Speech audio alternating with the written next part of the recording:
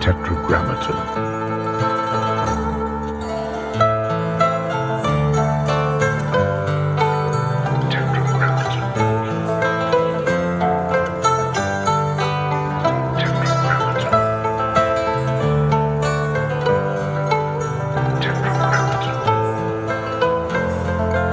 The most difficult problems to solve would be time.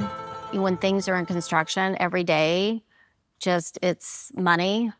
The clients want to get in, there's schedules, you have contractors, and you have all the different subcontractors involved. They also have other projects. And so really getting a handle on that, and everyone has to work in unison together and collaborate, have incredible communication. We have a project now we're working on where there's 500 consultants and different team members that work below them that are working on one project.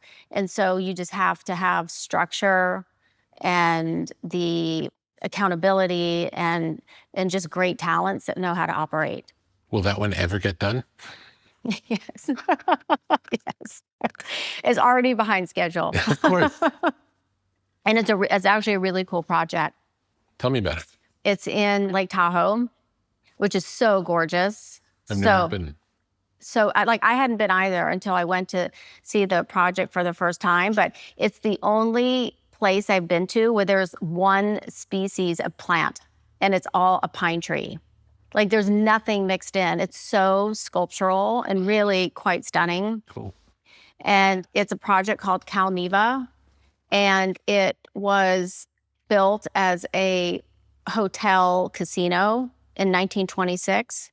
It was a place that all of Hollywood would go and hang out because it was one of the first casinos in California, Nevada. And that's why it's called Neva, because it's on the border of California and Nevada. Yeah. And Judy Garland would go there, all the Hollywood producers, actors, directors. And then in 1960, Frank Sinatra bought it. Wow. And he built the Frank Sinatra Theater, which is a 400-person theater. And some of the history is quite fascinating. There's all these tunnels that are underneath the property that Frank could easily go into, around the property without being seen. Marilyn Monroe would hang out there, the Kennedys, it was that whole kind of Brat Pack era. And they would perform there.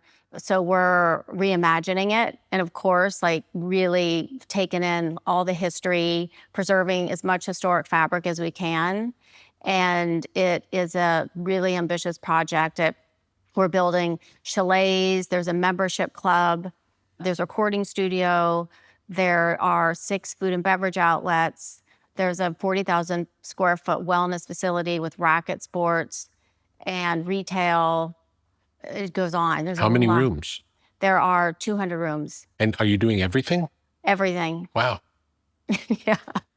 In a project like that, where there's so many aspects to it, do you make an overall stylistic decision that impacts all of it? Or do you think of them as each of the pieces can be its own thing? Each of the pieces can be their own thing, but it's like the ultimate collaboration. It really is, because there are many voices. So there is, an incredible chef. There's an incredible doctor that's part of the wellness.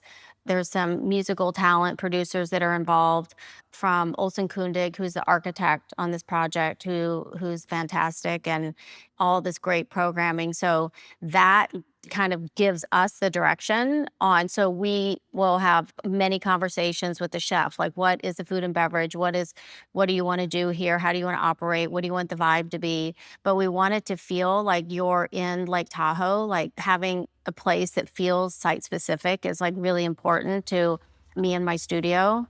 Do you want it to feel like you're stepping back in time when you get there? Yes, there'll be a sense of nostalgia, but it's not going to feel, it'll feel reimagined, but there is, in my work, I use a lot of vintage and furniture from, the past. I love history, but there'll also be some really cool contemporary artists that'll bring their hand in sculpture and in furniture and different millwork. And so the red thread is really the music in this project. If something has a historical significance, which this one does, where's the line between recreating what was there and bringing something new? where the new parts don't undermine the history? It's a good question because the historic fabric, it's probably maybe 30% there, more in the lodge. And so really uncovering, and over the years it was owned by different developers. And so kind of peeling back the drywall, looking at some of the original bones and creating the tensions between bringing something that's contemporary. And if something's contemporary, I want it to have like really like rich woods that are tactile and have a lot of spirit and they feel vintage. And whether we bring in a contemporary artist and that material is maybe it's some sort of like raw sandblasted glass, or there is some sort of metal that has been treated, and that creates these beautiful tensions, bringing in furniture and lighting and creating these different dichotomies. Will there still be a casino? Yes.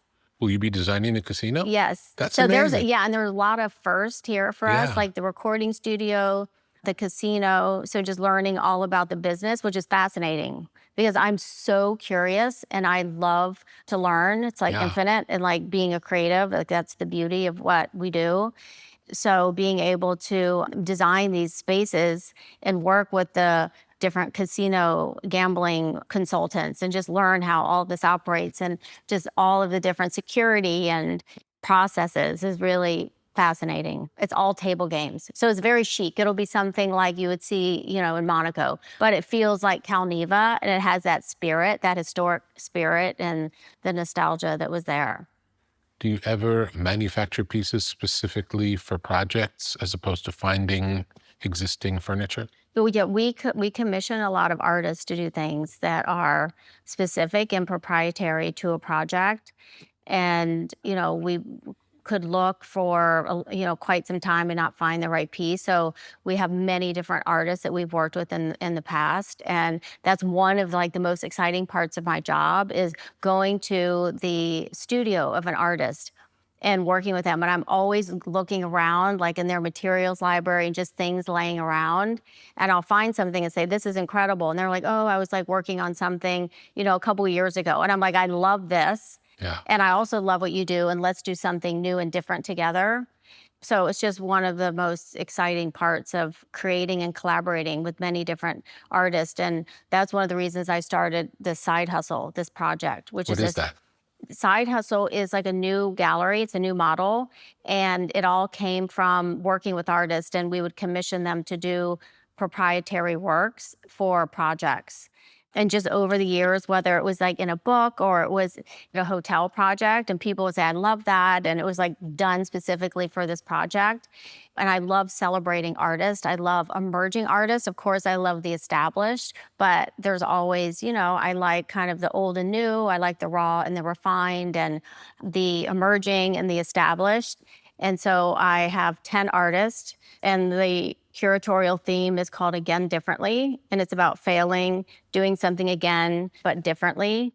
And the works cross over from rubber to performance art to a scent. Like I want to stimulate all the senses. It's something that I do in my hospitality projects. And so there's a atmospheric playlist that Kenny Beats did for me. There is a mirror. There's bronze. We worked with Sonia Gomez, who's an amazing artist from Brazil, and she works in tapestry and textiles. And so she did her first works in bronze. So everything is exclusive. And it's kind of like a free spirit for artists. Are they functional pieces or are they art pieces? They're both. It's a place where artists maybe want to do something that they maybe don't have the means to do. They need to lean on my team and I for maybe the assembly or fabrication. And so it's this like great collaborative effort. So it's been like really exciting. And, I'm going to the artist studio. They're global. It's like Brazil and Berlin and Amsterdam and LA and New York.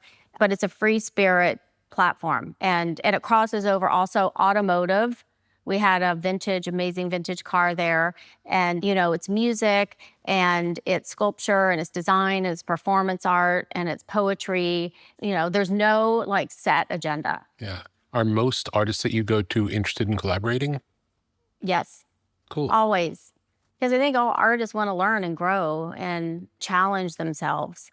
And so it's really great. And it's in my home, the gallery. So Oh, cool. it's there and it's open by appointment only.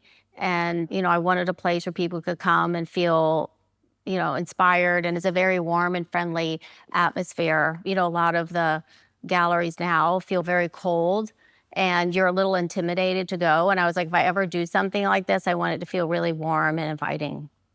Is there a online aspect of it as well, or no? Yes, yeah, there's a digital platform and it's really great. It has, all the artists and it has their story and a lot of great storytelling. And there's also, it's called Hustle Culture. And Hustle Culture is a place that you can go to be inspired. So there's a lot of like moving images and then you can open the image and it'll tell you what it is. And I love continuing to learn and I would love to share that, knowledge with everyone. Describe a maximalist interior versus a minimalist interior. A maximalist interior has so much energy and it is endless discovery. And a minimalist environment makes you think and ponder and breathe and kind of take a moment. And what's your relationship to both of those?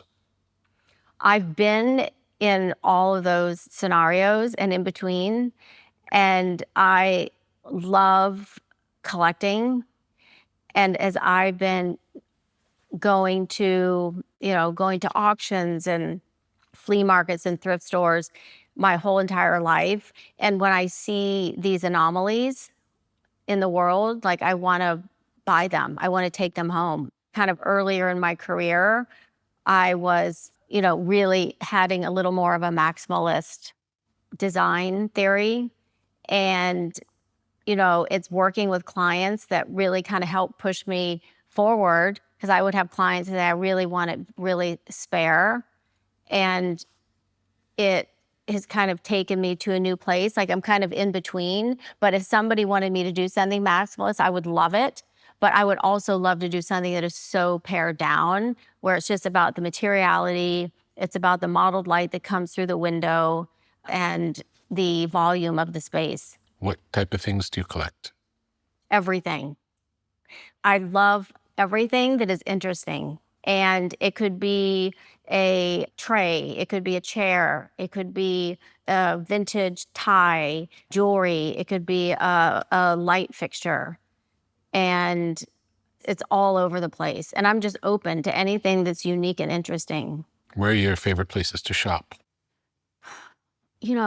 All over. I travel for work and I travel with my family, and I'm always seeking out like the places to go, whether it's a thrift store. And I still love going into like the stinky thrift store and digging through just everything to find. Like I collect vintage books. I love vinyl. I love, vintage clothing, and it's just all over the place. So really seeking out those type of stores. And then I love the contemporary. So going to galleries. And then just over the years, I have great relationships with like many dealers around the world and constantly in communication with them, and just have a great, kind of roster of amazing people who have the same kind of curiosity and shopping problem that I have. Do you use First Dibs? Yeah, First Dibs is a good source, but just getting through, there's like a lot of things on First Dibs. And so I really now feel, I have the pleasure of working with a lot of people that I really like their taste level, and I like what they find and what they curate. And so I really focus on, that group of people, and there's many of those. And I also love auctions. I love going to auctions, and it's like now we're actually getting into auction season, which is so fun. And you find things that you weren't looking for. And like, that's the best. Like that discovery is so exciting. And I found these really cool vintage Art Deco guitars. There's 8 of them, and they're made with a plastic. The color theory is amazing. And so like, I wasn't looking for those, but I was so like just the energy and the excitement when I saw those, like knew I had to have those. And those would be great for Neva. Are there any things you've ever bought or collected that you could not imagine parting with? Yes, for sure. Like what? Like I have these pair of chairs they're called Dolores Eckhart chairs. They were made in the 80s and they're really, really difficult to find. And the chairs, like I love chairs. I love things that are functional, but also very sculptural. Describe what those chairs look like. They're faceted and they have a low back and the exterior shell is wood. Would you say they look deco or no? No, they look kind of like punk 80s. And they're black and they have like this exterior wood shell and they're very beveled and they have two back legs that are open. And so the silhouette is like really quite beautiful. And then the interior is leather, black leather. And they're all original? And they're all original. Like I like finding things that are in the original condition. Like when we find things that are vintage and have like a really nice patina on them, we just really very gently restore them because we like that patina and things that have history and that feel like they've been around the block. If there's a classic item that's rare and for whatever reason you can't find one, would you make one to use if it was the right thing for the project? No, because there's something about something that has history that you just cannot like reproduce. What do you think it is? It's the patina, even if it's slight, just like on the leg or, you can tell like it's had like another life, it's had a story and you have friends like that. It's the same thing with furniture and different things that we curate, a work of art. It's been in like so many rooms. It's heard so many conversations. You feel the energy. You really do.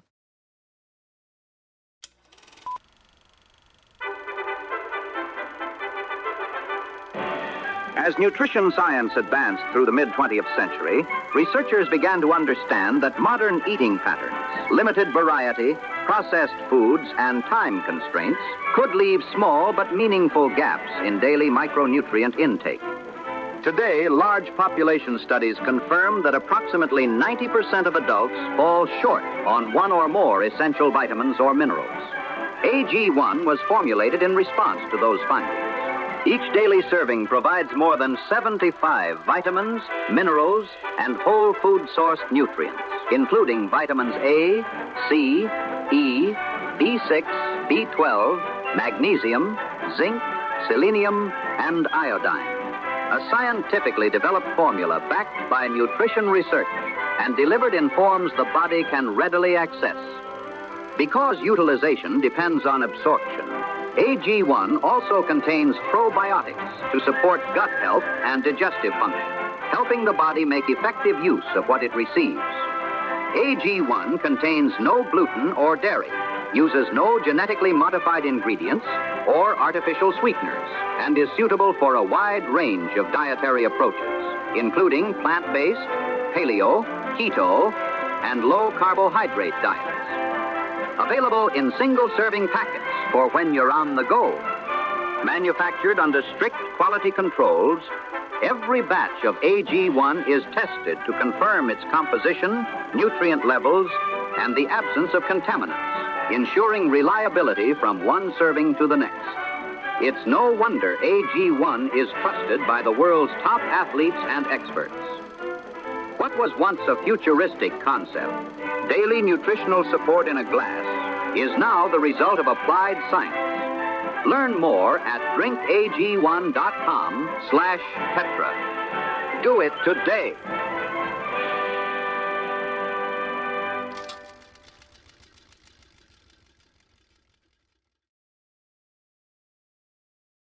How is vintage clothing related to your work? Vintage clothing, I absolutely love and I collect.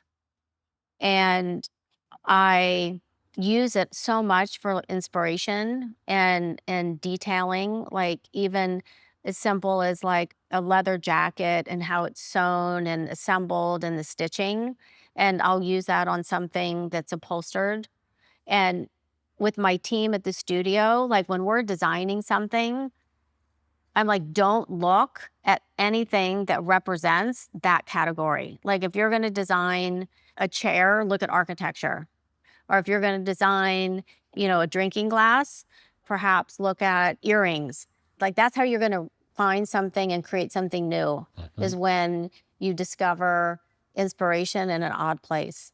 I love that idea. And in my studio, when we're starting projects, like I do not want to see any contemporary interiors or architecture. Like you have to know history to be a good designer. You really do. I mean, how can you reinvent something that is now and happening now? And even when we design a space, and why I love like many of our spaces like truly feel timeless, because it's filled with soulful material. And it's also filled with vintage and antique and found objects and design.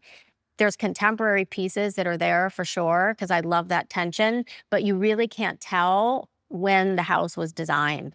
And that's like really important to me. I want it to be timeless. Yeah. I read that you got to work with Milton Glaser. Yes. Tell me about that. Oh yeah, so I went to college. I'm from Myrtle Beach. I went to school in Boston. And I was there for 4 years. And then I decided that I was going to go to New York for maybe a year or two. And I got an apprenticeship with Milton Glaser. And he's like iconic. How did that happen? I sent him a note. Wow. Yeah, I sent him a note. And what did the note say?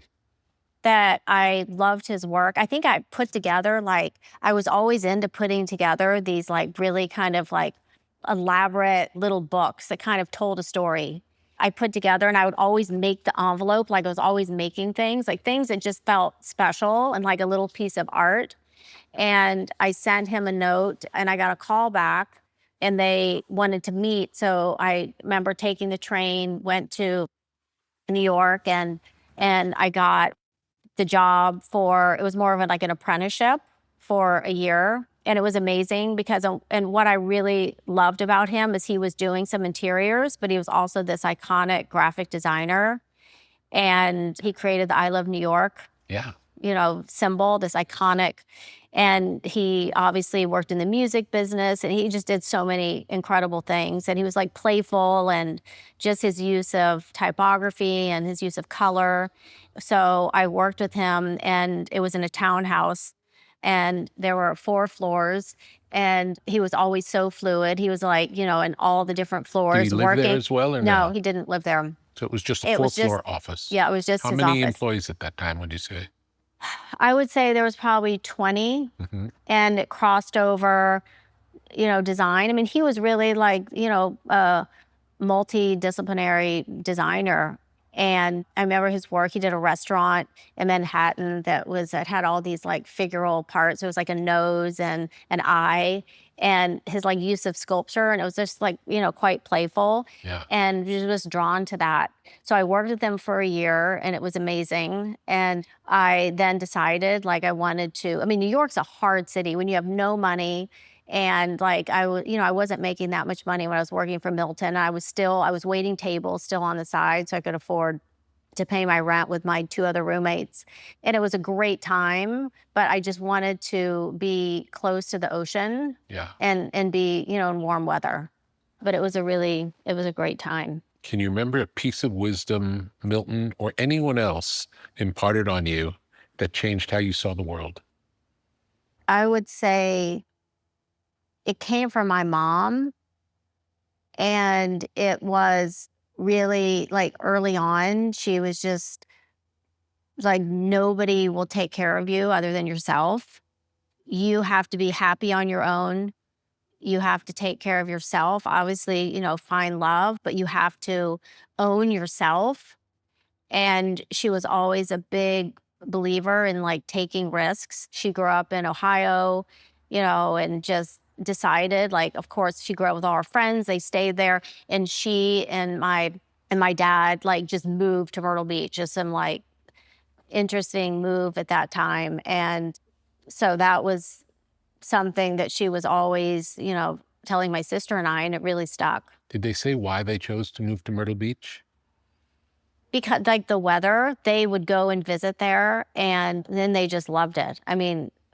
It's like different. It's a very different place to grow up, and it was just alive to them, and they just felt free there, and it was, a beautiful place. Tell me about your parents' relationship.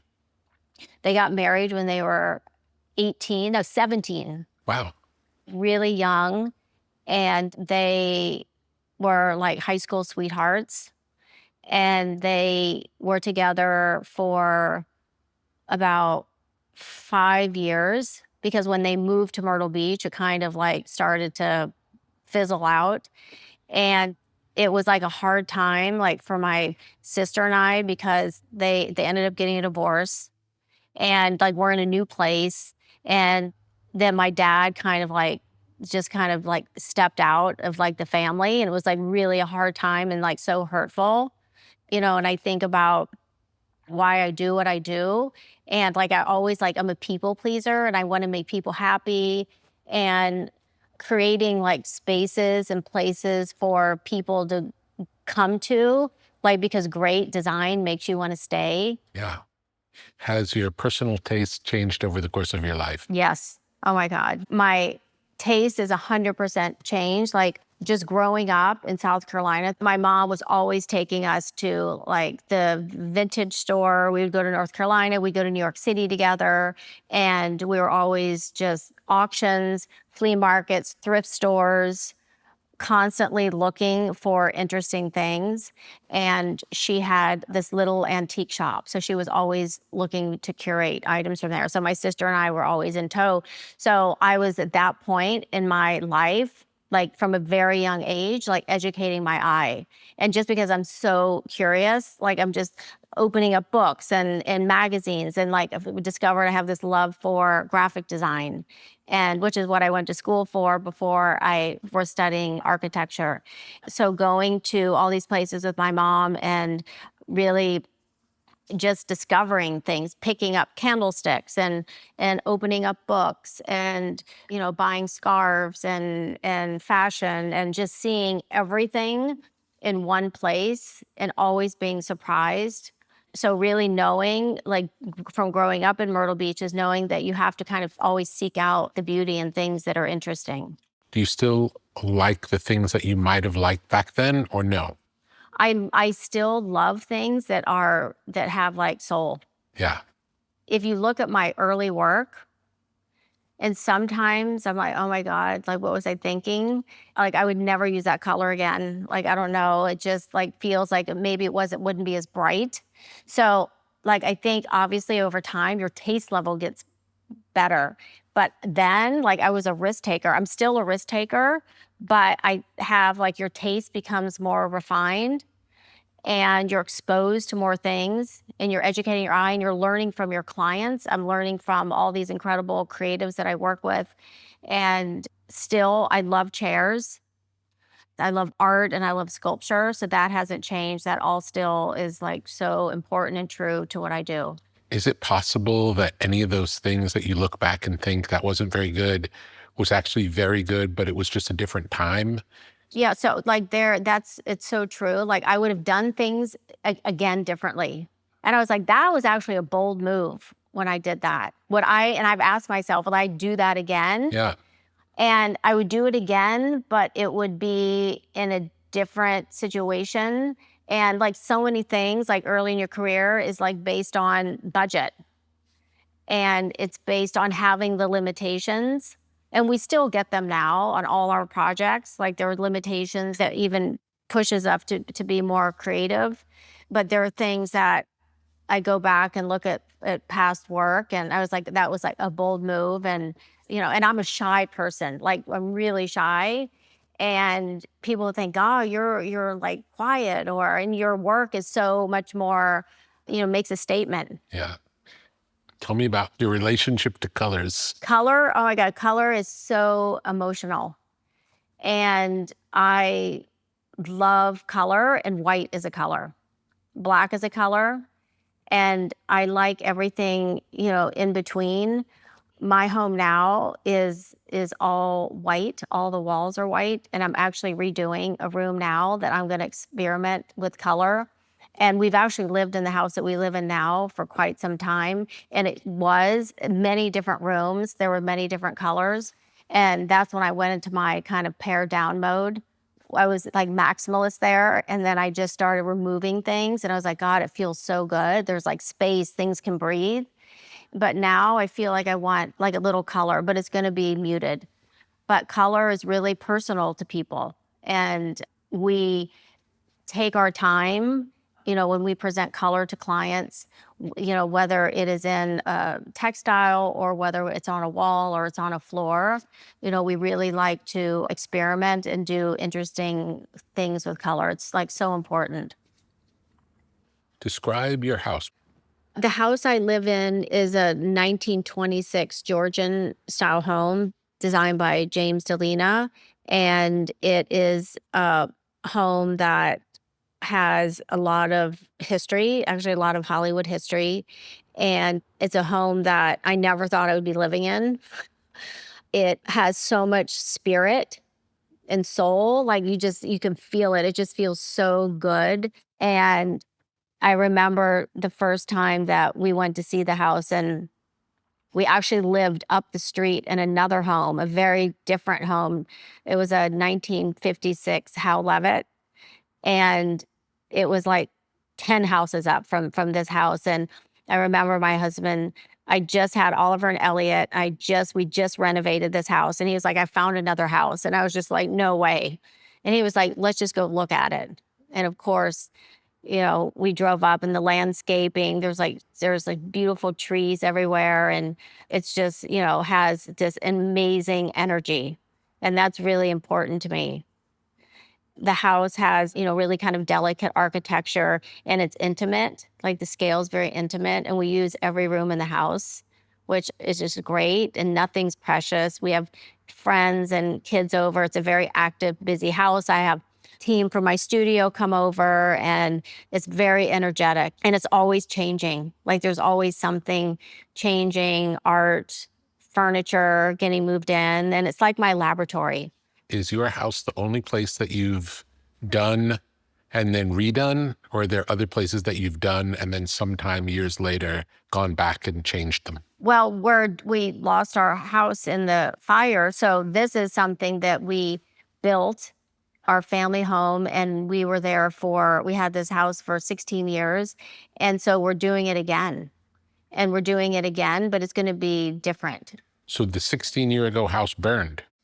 Yes. And we built that home, and there are many beautiful things to the home, and my family wants it to be exactly how it was, because it was so meaningful to them, and like just all the memories and being there, and the smells, and just the movement around the house, and they want it to be exactly the same, but you never will. Like at the entrance of our home, when you walked in, there was this huge plaster cornucopia that was about 8 feet, and it just kind of sat on the floor like a shell, because I wanted everything just to kind of feel like there were things like I found on the beach. It was all very tactile and earthy, but it was in this very minimal space. It was a entrance that was all skinned in timber. And then you just had this big shell. Like, I'm never going to find that again. Yeah. But the footprint is the same. We also had in the center of the house, it was like a 2-story volume that was open. So the energy of upstairs and downstairs were very fluid. And I planted a huge tree in there. So we're going to do that again. So there'll be some moves that are similar, but it's going to be very different. The process will be the same. We're already curating things together as a family, and we're living a little differently. So there'll be some new programming and things that, we want to enjoy in a different way. But there's the dialogue, though. I actually drove by on the way here, and there we had this incredible rock, like 2 rocks that are in the front of our house, was like the sculpture. So that is going to be the same, and that energy and that dialogue with the house and this rock is going to, bring back the memories.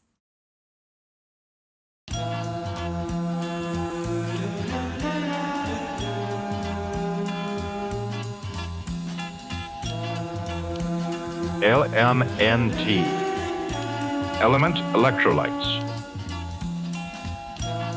Have you ever felt dehydrated after an intense workout or a long day in the sun? Do you want to maximize your endurance and feel your best? Add Element Electrolytes to your daily routine. Perform better and sleep deeper. Improve your cognitive function. Experience an increase in steady energy, with fewer headaches and fewer muscle cramps. LMNT Electrolytes. Drink it in the sauna.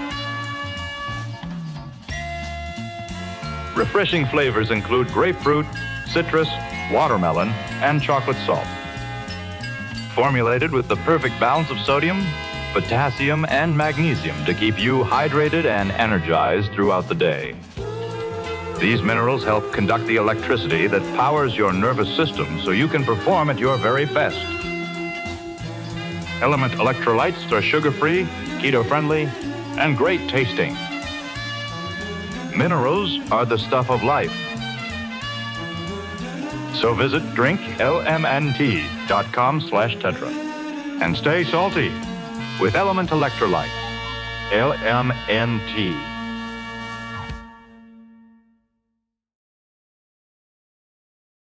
Can you think of the most shocking thing you ever suggested to a client?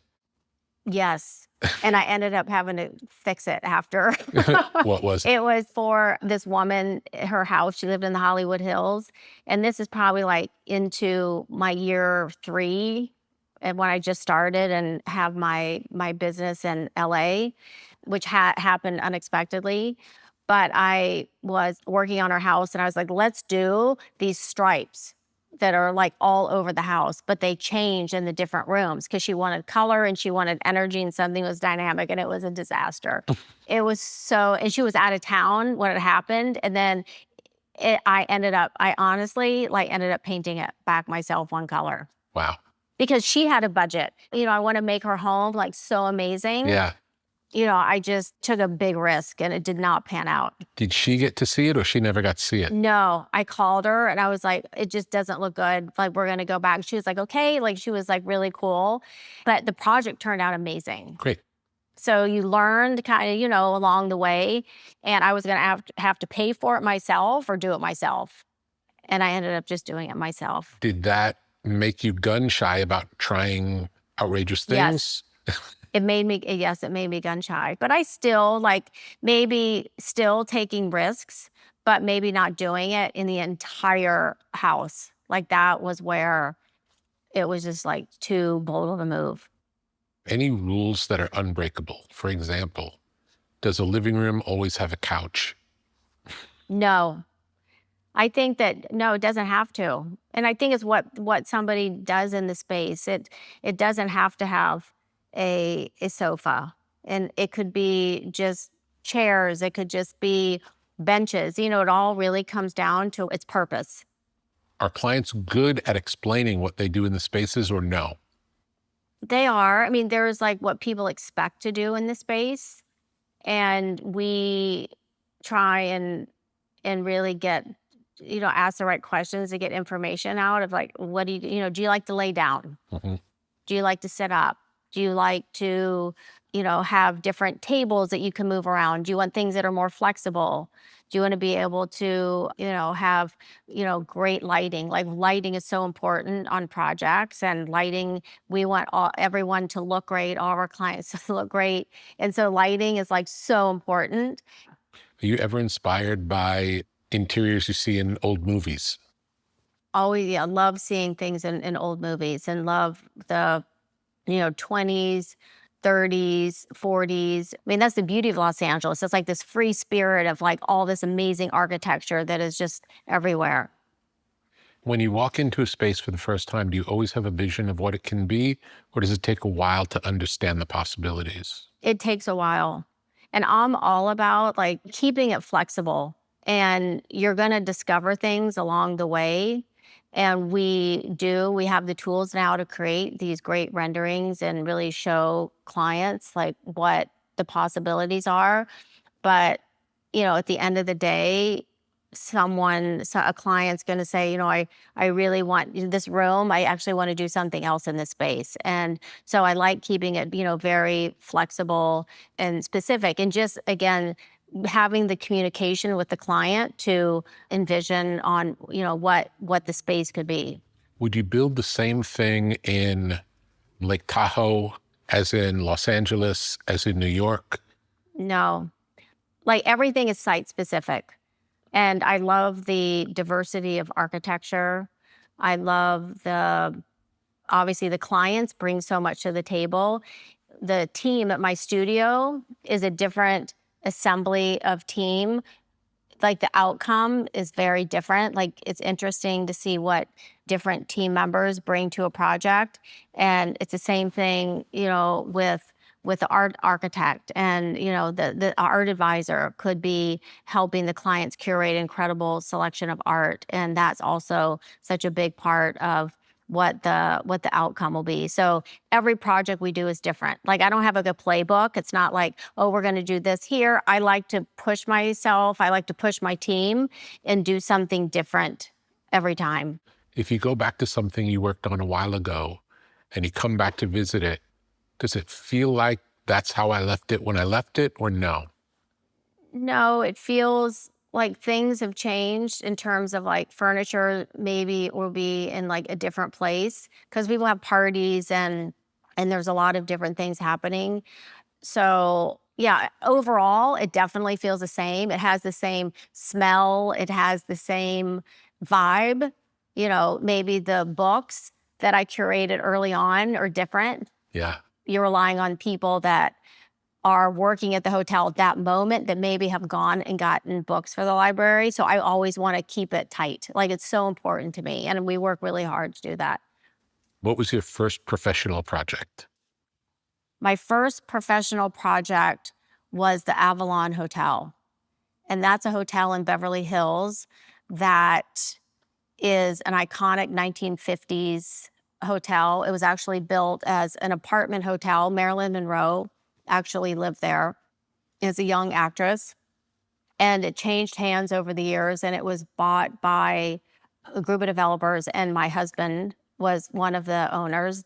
And I had been working with him. He's in real estate, and I worked with him maybe for 2 years on these historic apartment buildings they were buying, and we were renovating them and giving them, new love and working on the common areas. And so when he got this hotel, I'm like, I really want to do this project. And he had investors, and the investors were like, well, she hasn't done a hotel because it really is a different beast. And so the investors were like, well, we'll have her do a model room, because when you do a hotel, you have to do a model room and make sure everything is perfect and all the parties are aligned. It's functional. It looks great. And when you go to execute, it's all been, studied. And they also said, oh, you also have to find an architect who's done a hotel before. So I found Koning Eisenberg. And Koning Eisenberg had done the Mondrian with Philippe Starck on Sunset. And I found them, and they were incredible, and they taught me so much. Like, they're so lovely. And so that was the first hotel, kind of the big project that I felt really helped propel me a little into more of like the commercial world. I was also doing residential, and I was doing like some office.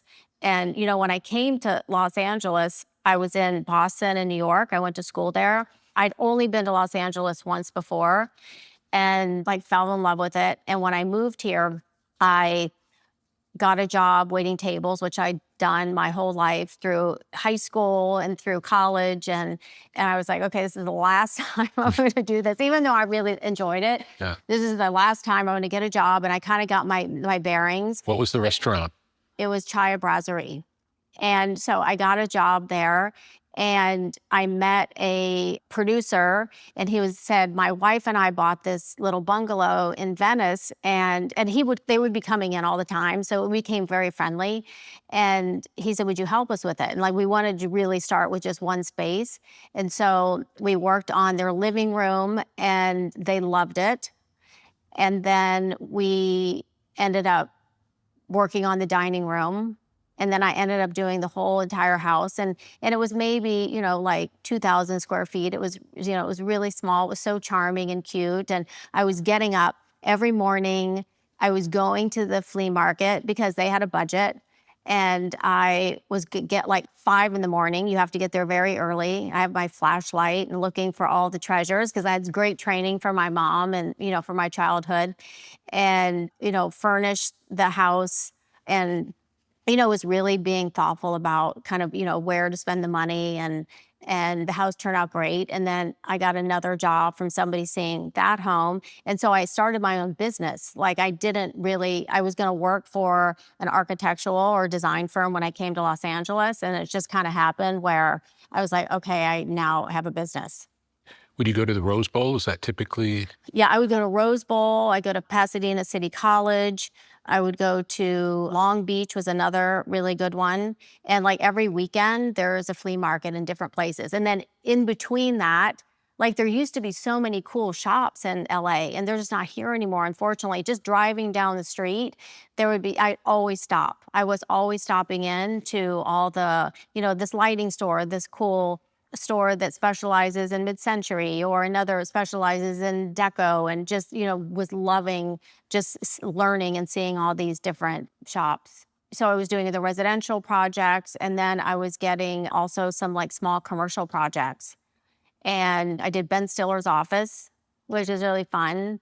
And from there, probably after, say, the Avalon and, a mix of residential and hospitality, I got a call from Bergdorf Goodman, which was like, I was like, what? I was so excited. And I actually just had a book that came out called Modern Glamour. And she was like, we're huge fans and we have a restaurant that's on, the top floor, and we would love, to consider you to do the restaurant. And I was thinking like, well, I can't believe it, because like you think they would have somebody from New York do the design. Yeah. And so we did like a presentation. We ended up getting that project, which was like so exciting. And it still looks, that was probably, it's been 12 years and it still looks the same. Like they've done an incredible job at maintaining it. It looks perfect. Right. It was a really big success. And then maybe like a year later, Linda and the president called and they said, we would love for you to have a shop to sell some of your creations. And I was thinking, like, I really hadn't designed, like I don't have product. And I was thinking, I'm always up for an incredible challenge. And so I was thinking, I have designed things for our projects, and came back to them and like, let's do it. And we created about 20 products, and they were small. They were more like accessories and sculpture and bowls, and it crossed over all these different materialities, and opened my first kind of like retail and kind of accessories, objects product. And how was that? It was great. It was a challenge. Like I had no idea what, like when, they go, what is your resale? Or what is it? Like, it was like a whole new business for me, but they were a great partner, were really supportive, which was amazing. And cause you need that, like when you're making these big steps into different fields, you need like a great partner that, you can lean on. How are you able to continue spinning all the different plates? Yeah, that's true. I do spin a lot of plates. I have a great team. Yeah. I have an incredible like family that supports me, and I have a lot of stamina, and I always have my kind of workout is really important to me, and it keeps me focused. It's kind of my meditation. You do it in the morning when you wake up? I do it in the morning. I get up super early. I get up at 5 and I have like a few minutes to myself. And then I work out for probably like an hour and a half.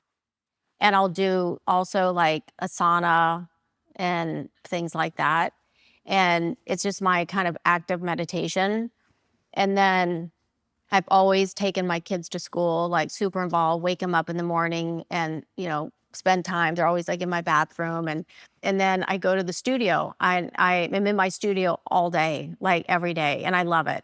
I really love the mentorship and the creative energy that's there. And it's really important to me to have everyone there, because that's where the magic happens, is being together and feeling one's energy. And then at 1:00 every day, I leave and I go do another workout. What's the afternoon workout? Afternoon, my afternoon delight is a Pilates session, or I'll do a like kind of deep breathing and stretch, or I'll do like a weight training. So it just depends on what day it is. And I feel so good and so revitalized after that. And I just go in back to the studio and I just have so much energy and feel refreshed. And, and I really like to just be quiet. Like sometimes like I won't listen to music. I just want to like be in the moment. And it's like this cleanse for me. So much of today's life happens on the web. Squarespace is your home base for building your dream presence in an online world. Designing a website is easy using one of Squarespace's best-in-class templates. With the built-in style kit, you can change fonts, imagery, margins, and menus, so your design will be perfectly tailored to your needs. Discover unbreakable creativity with Fluid Engine, a highly intuitive drag-and-drop editor. No coding or technical experience is required. Understand your site's performance with in-depth website analytics tools. Squarespace has everything you need to succeed online. Create a blog, monetize a newsletter, make a marketing portfolio, launch an online store. The Squarespace app helps you run your business from anywhere. Track inventory and connect with customers while you're on the go. Whether you're just starting out or already managing a successful brand, Squarespace makes it easy to create and customize a beautiful website. Visit squarespace.com/Tetra and get started today. How much time do you spend traveling versus being home? It's more so now. Like I didn't travel a ton, maybe 15 years ago, but now it's quite often because we have a lot of like global projects. We have a project in Courchevel. We're working on an amazing project in Stockholm, in Sweden. It's a former culinary school that was built last century. Next door, there's a former zoo. And so it's going to be a hotel membership club. And then the former zoo is going to be a music venue. Cool. Yeah, it's really cool. Really exciting project.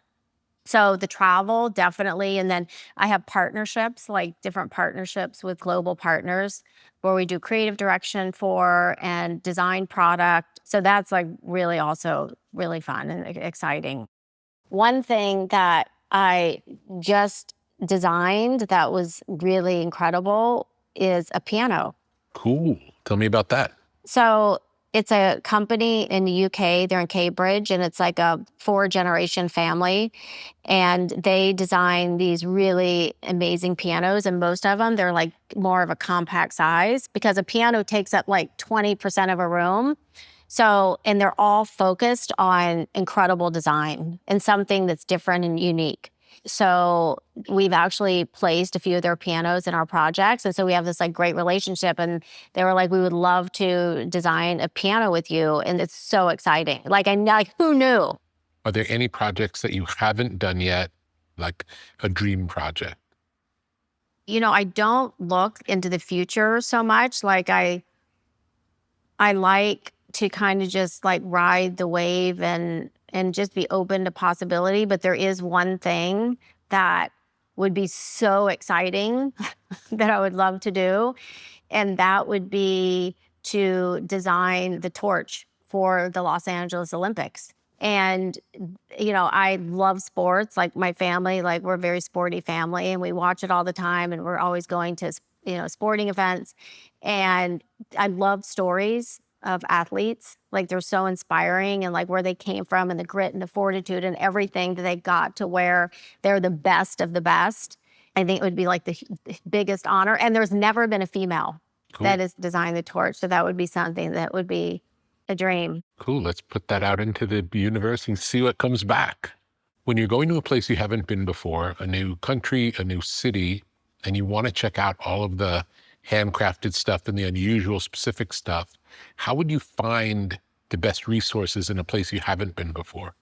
Just research and word of mouth, and just being open and curious, and really understanding kind of when you go to a new city, you want to seek out and see something. Like I love falling in love with things. And when I see something new, like just having that feeling and that emotion is so beautiful.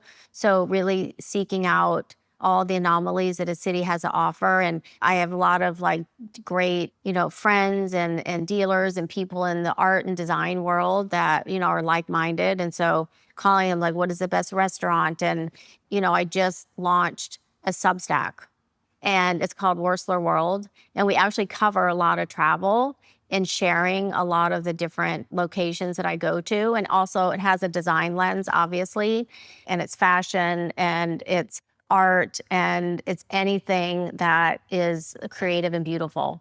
And I love educating my community and sharing my knowledge and hearing from everyone. And Instagram, which I love, which is a very like kind of quick little, nibble of information. Like this is something that somebody can actually take away and do something with and be enlightened. When did you first start posting on Instagram? Right when it came out. And, we were all like kind of uncertain. It was like, actually, it's really cool and interesting. And I'm all about doing something different. So when Instagram came out, I was excited. So we just jumped on the bandwagon and I had an in-house PR director at the time. So we just started telling stories of our studio and different projects that I've been inspired by in my career and different artists. And now we really tell stories of different projects. And we also try and give a little bit of inspiration in each one of the posts. Cool. What are your favorite hotels in New York? I stay at the Crosby generally, which I really love. And it's an intimate hotel and it's really comfortable. And talk about acoustics, like the rooms, because they're all padded. Like the rooms are all upholstered. Cool. And it has like the floor to ceiling windows. And I just love like the natural light. Nice. And it goes across like the width of the room. I mean, yeah, I generally stay there. Favorite hotel in London? In London, I mean, a Chiltern Firehouse because it's just so good. Did it get rebuilt? They're working on it now. It's such a great hotel. And the rooms are so comfortable and the bathrooms it has everything you need. And there's there's a sense of luxury. Like they're a little more pared down, but like the detailing and the millwork and the doors and just did such a fantastic job there.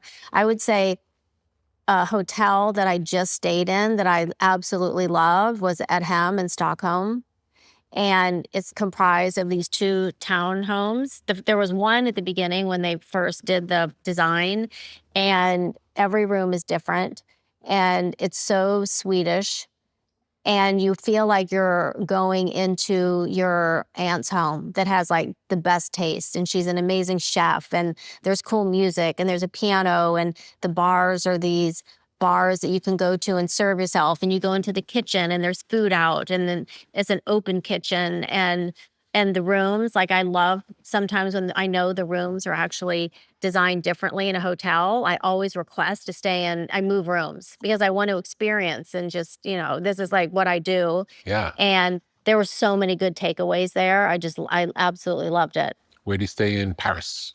Paris, I stay at the Bristol because it's so Parisian. I mean, it's such the opposite of what Edham is. Yeah. It's like everything at Edham is about, everything is open and the back of house is front of house.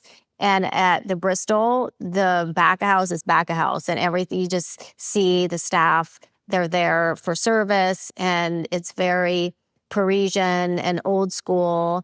And the service is unbelievable. And yeah, it's a great hotel. How about Milan? Milan, I stay at the Portrait Milano, which is a fairly kind of a new hotel. And it's in this former courtyard. And the rooms are really so Milanese. They were designed by the Ferragamo family. And the food and beverage there is great. And it's very luxurious, but it's also very Milanese. And it's in like an amazing part of town where you can just kind of walk around and shop. It's in that main area. But hotels are really like, I love designing residential projects. They're very different than hospitality because you get so intimate and close with your clients.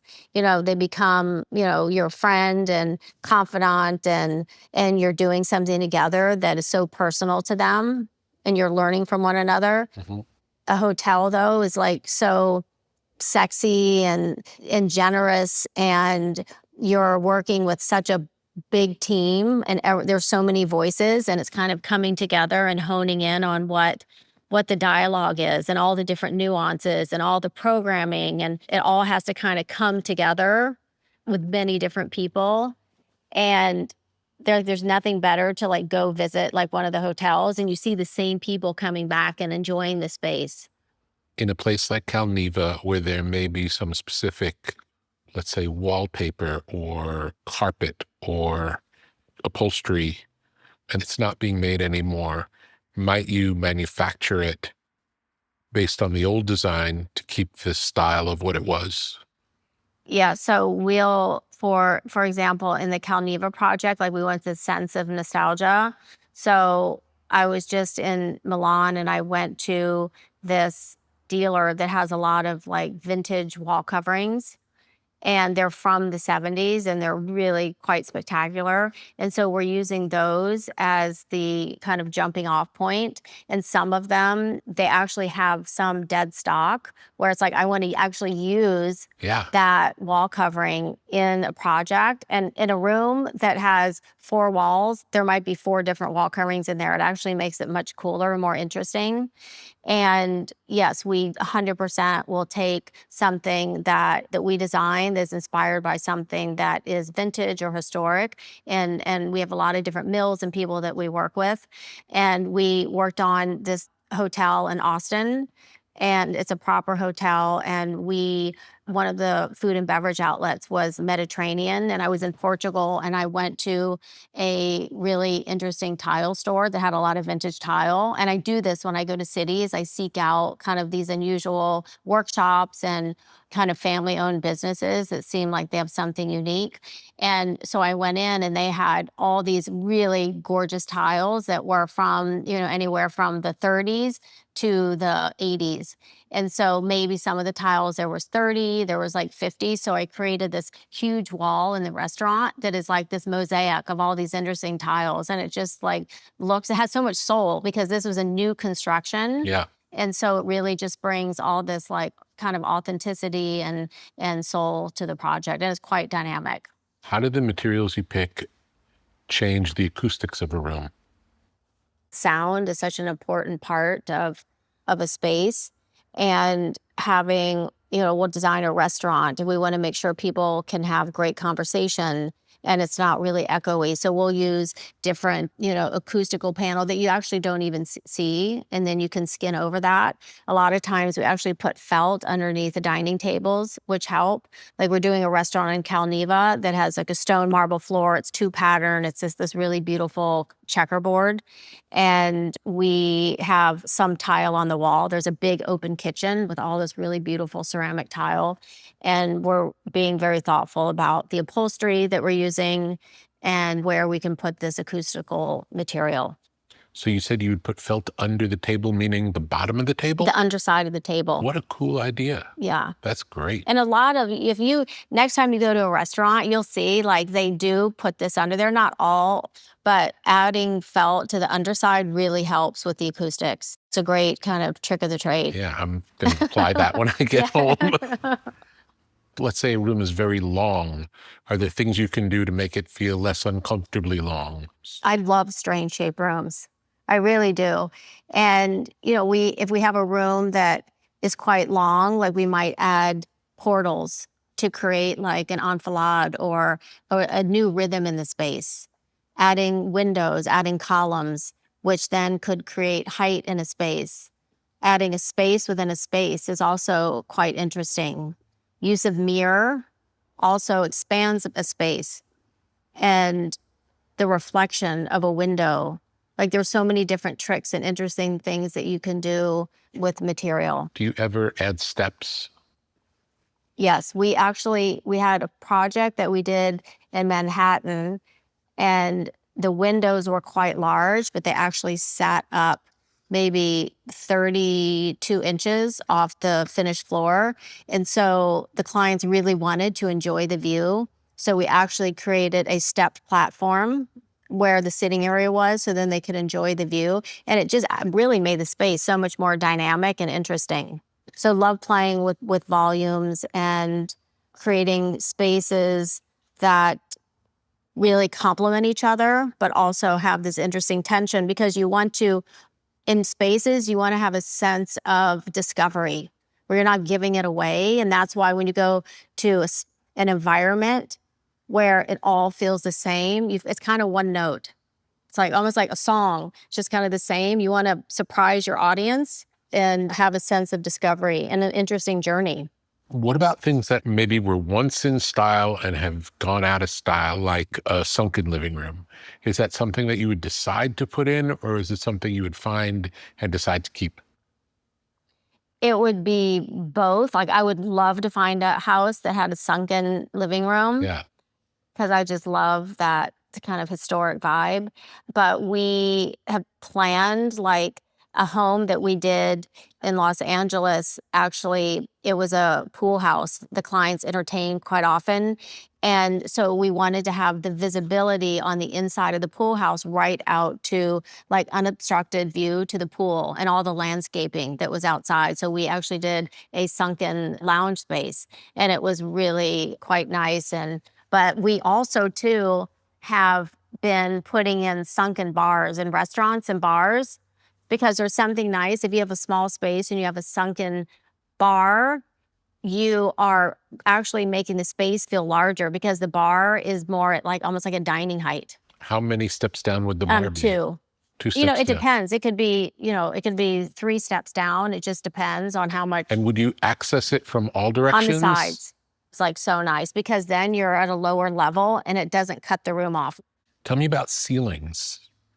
Ceilings are such an important part of a space, and a lot of people forget them. And whether it has lighting, whether there are some mechanical systems, like we're really like to hide everything. And then sometimes if you have an historic project and you have to see them, sometimes they're on the ceiling, sometimes they're on the wall, is using something that is historic, that feels like it's speaking to the architecture of the building. And I love timber on a ceiling. I love putting plaster, unexpected. One thing I love doing is, say we plaster a wall in like a really beautiful like goldenrod color. I love to bring it up on the ceiling, and it just really adds to like the space and makes it feel really warm and kind of womb-like. Where do you and don't you use skylights? Skylights are never off limits in any room. Like, they're open to closets, bathrooms, to any space. I mean, they're so beautiful. Like, I would not say, like, I'm open to skylights. Are there any things like skylights that you can do in multi-story buildings to get natural light to come through the building? Yeah, I mean, you can create, like we've done, where we've created like a shaft, like at a staircase, where you have like some incredible specimen, which is really nice, and also creating like windows. In the Neva project we're doing now, we have like a 3-story stairwell that has floor-to-ceiling windows on one side, and we took the rhythm of the mullions and we created this really great pattern of this grid that just is all-encompassing, and now it just feels like a very organized space that has such a attitude. Yeah. And then all this natural light coming in, and then we're actually using a horizontal screen so that will play with the light that's coming in and creating all this great dynamic diagonal lighting that will come in on certain times of the day. If you're restoring a home from, let's say, the 1950s, and now we live much more in the kitchen than we used to maybe in the 1950s, might you rethink the spaces or grow the kitchen, or would you stick to the old footprint? I would stick to the old footprint in some respects and maybe make it a little larger. Sometimes people make the mistakes as you buy a home where the architecture is refined and the scale is refined, and then people come in and make these big moves, and it throws the scale off. Like scale is such an important part of design. And so I like to really stay like within the proportion. And if you have like delicate original windows that are from classic architecture and you're going to put new doors in, like they should speak the same language. And it's like oddly, like seat heights have tended to get much taller, and it really kind of like truncates a room. Like things that are just more grounded, like seat heights on vintage furniture are very low. They're maybe like a seat height on a sofa is like, 15 inches. And now it's like 23. Wow. So plates also another thing. You go, plates that you buy at the flea market, a dinner plate is like 10 inches and now they're like 14. So the scale is like getting blown out of proportion. It's so important to honor the original scale. Do you find that the clients who come to you exist within certain archetypes? No, my clients are all over the place. They come from different backgrounds. They do different types of jobs. Like I wouldn't necessarily say they're all creative. They want something that is different, and they've generally are somewhat of a collector. And I love when they have something that is of super interest to them that I know nothing about. How do rooms change when people are in them? Imagine a dining room and you have chairs and you have a table, and it just makes a room come alive. Mm-hmm. When I design a space and I'm curating, like I always say, like imagine like all the elements in the room are people, and they're all very different, but they have like this great connection and these great conversations with one another. It's interesting you brought up dining room. For a long time, I didn't like dining rooms, but I think it's for that reason. It feels like when there aren't people in it, it's like dead space. It's so true. I know. It's depressing. That's why when we design homes for clients, like they're generally now not these like confined rooms, like they're kind of open to another space because people use them differently. Sometimes people work at them. Sometimes they eat, one meal a day at them. Sometimes they just use them for entertaining. So we try to make them where there are these like open rooms where you can, because it's square footage, it should be a space that you can enjoy. Yeah. So having them have other purposes, maybe there's a bar in there, maybe there's some sort of access to outside that you can enjoy, out in the exterior garden. And a dining room I totally agree. It's like this kind of awkward room that you kind of sometimes just like pass by. Yeah. But they come alive with people. I mean, any space comes alive with people. And I again, love watching people interact on spaces. I haven't thought about it before, but I think it's the empty chairs, because the table itself probably isn't depressing. It's all of the empty chairs. That's why sometimes it's good to not use the same chair, because it's just like repetition Mm-hmm. that looks a little just boring. And so doing things with like different chairs and bringing a different tension and different periods of chairs in a space make it feel more dynamic and actually a little more interesting. I visited a friend's design studio the other day, and he had a big table that was like a dining table, bigger than a dining table, and it had stools with different colored seats, and they were all pushed under the table, so you could still stand anywhere at the table, but if you wanted to sit down, you could pull out a stool, and that wasn't depressing at all. Yeah, it's true. And you can have like in our kitchen at home, we have it's like a large table and it has 2 benches. And it's always organized. That's the Nice. other thing, is there's like chairs like in different ways. And it's true. It doesn't feel empty. Yeah. You're so right. How much do you curate what happens outside of the windows? So, I mean, a lot of times, we work with these great landscape architects. Sometimes it's perfect, like a house is actually built around some incredible specimen, or you have the ocean, or you have like a city view and you have a brick building. And it's like, how are you going to incorporate that brick building into that space? And so what's outside the window is really important, how the light comes in, how the light affects color. And we did a space in this New York townhouse, and the building next door was like a red brick. So, that color is going to kind of permeate in the window. So doing something that's warm, we did on the inside, but then we actually contrasted it with a very cool colored rug, and it just created this interesting tension. How much can you tell about how a space is going to feel before you live in it? How a rendering is different than the experience of living in it?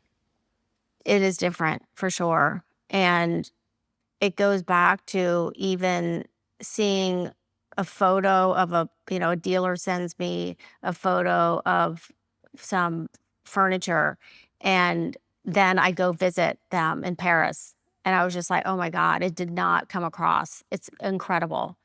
And so I really like to encourage the clients and myself and my team, and when we are working on projects, is going to the site, because that really also influences like decisions that are made. Sometimes decisions are made on the fly, like this is not working. I think we have to pivot here and do something different. So keeping it really fluid. But a space, you can get a general idea from a rendering. And now actually with AI, we're putting together little short films on how you can actually, walk through the house, but also how, you can really get a sense of feeling. And that's what's amazing about new technology, which I'm always about evolving and doing new things. And we've been using AI for quite some time. And so giving the client as many visuals that they can feel the space, so then they can be part of the process and make decisions that they feel they're connected to and that they can see themselves living with. Tell me about natural materials versus high-tech materials. Well, I love anything natural for me. Like, I really love materials that are honest. And if it is steel, and I love steel, it's like an honest material. I don't particularly like things that are a little like maybe too shiny and new, because I like everything to feel like it has like a bit of soul. Even if it's like a mirror, I love it where it has like some kind of cast materiality feeling to it. It just has a nice richness. Tell me the most beautiful places you've ever been. The most beautiful places have been Mother Nature, because it's always surprising you. And it's always kind of evolving. I mean, it's really magic. I mean, it could be going to a stone yard, which is like one of my favorite things to do, or a quarry, and just seeing just the scale and all the uniqueness in the world. Most beautiful homes you've been in. Most beautiful homes, I would say Doris Duke's home in Honolulu. Like, that is just insane. Is it still like she lived in it? Yes. And I went like 5 years ago. I've been a couple times, but it was really like the innovation that was there, and the curation and the materiality, and like just what she did to bring all of that inspiration from Morocco. And even like I remember the glass partitions go down into the subterranean, which is like, for that time when that house was built, is like really quite spectacular. But her closet and the bedrooms and the lounge areas, and she was such an amazing entertainer, and just the site and the dialogue with the home and the positioning, or the ocean, it's always in my memory. And it's very decadent. It's a very decadent home. There's a lot of color. And then I would say I was just in Venice in Italy, and I went to, and I've been many times, but to the Peggy Guggenheim Museum, and that is just unbelievable. I mean, that was her home for many years, and just the collection of art in the rooms and the spaces and the garden, and obviously sits on, the canal. It's like extraordinary. So would you say what makes a place great really has more to do with taste than anything else? Taste is really a complicated word. It's such a personal word, and you could learn taste, but I think it's also innate. It is opening yourself up for learning and being curious. Tell me something you believe now that you didn't believe when you were young. that dreams come true. Beautiful. That's a good one. Like, I honestly never thought, like, in a million years, like, I would be doing, like when you're in school and you're waiting tables. Like, my first job, I was 13 years old. And it came from going to all these places with my mom. And I was like, I want money. Like, I want to buy shit. And my mom didn't have, much money. And so I remember, because we lived in Myrtle Beach, she was like, okay, well, you guys can babysit. So and this is like insane, like that we did this, but she was like, okay, you can babysit. So we made these little business cards, and then we went and like dropped them off at like all the hotels, and like we would get calls, and like a guy would like pick us up at home and take us. I mean, everything was fine, nothing happened. Yeah. But like, is that It's a nuts? different time. It was like a different time. Yeah. Like, you think like that's so crazy. But we started doing that, and that was actually really fun. That was like kind of my first, and the kids were cute, but I was like, I do not want kids. It's like, that was the only time I was ever really around them. Obviously it changed. And then I ended up getting a job like the next summer. Like, I think I was like 14. I think I was actually babysitting when I was 12. But then when I was 13, 14, I got a job at this little cafe that was right on the beach. And I would make like smoothies and milkshakes and hamburgers. And I was like counting money at the end of the day. And I was like really responsible. And, I was there on time and working, these like, probably like 6-hour shifts. So always just loved working and like having my own money that I could do anything I wanted to. So having that kind of hustle early on is like never left me. Yeah. And now I have a gallery called Side Hustle. Like, who would ever think, the dreams they come true.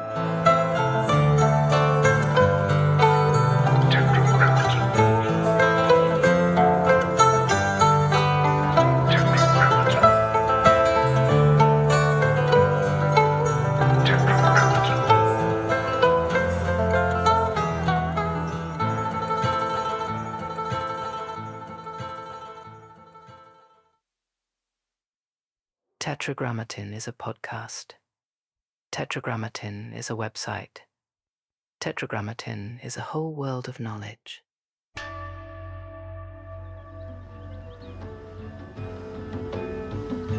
What may fall within the sphere of Tetragrammaton? Counterculture? Tetragrammaton. Sacred geometry? Tetragrammaton. The avant-garde? Tetragrammaton. Generative art? Tetragrammaton. The tarot? Tetragrammaton. Out-of-print music? Tetragrammaton. Biodynamics? Tetragrammaton. Graphic design? Tetragrammaton. Mythology and magic? Tetragrammaton. Obscure film? Tetragrammaton. Beach culture? Tetragrammaton. Esoteric lectures? Tetragrammaton. Off-the-grid living? Tetragrammaton. Alt spirituality? Tetragrammaton. The canon of fine objects? Tetragrammaton. Muscle cars? Tetragrammaton. Ancient wisdom for a new age. Upon entering, experience the artwork of the day. Take a breath and see where you are drawn.